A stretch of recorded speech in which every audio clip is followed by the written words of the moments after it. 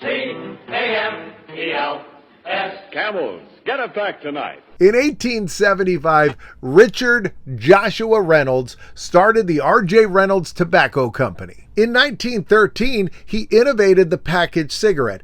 Prior to that, people just rolled their own cigarettes. He called his packaged cigarettes Camels, and the reason was because he used Turkish tobacco, and he was trying to imitate the very popular Egyptian cigarettes that were sold at the time. To design the package for his Camel cigarettes, R.J. Reynolds turns to a Virginia lithographer named Fred Otto Clissotal. R.J. liked the pyramids that he drew. He liked the palm trees. He just didn't like that camel. He didn't like his sad eyes, and he didn't like his feet.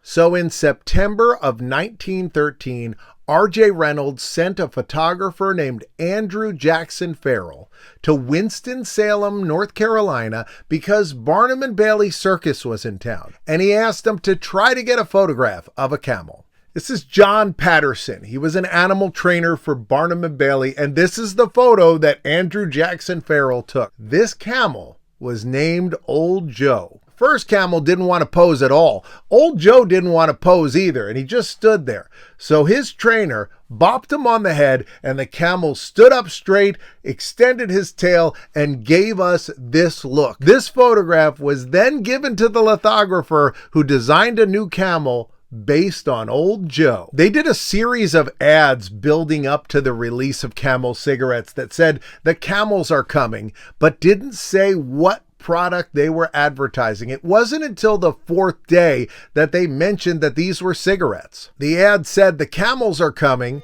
and that was a reference to a popular Scottish song called The Campbells Are Coming. The Campbells are coming, ho, ho, ho. The Campbells are coming, ho, ho, ho.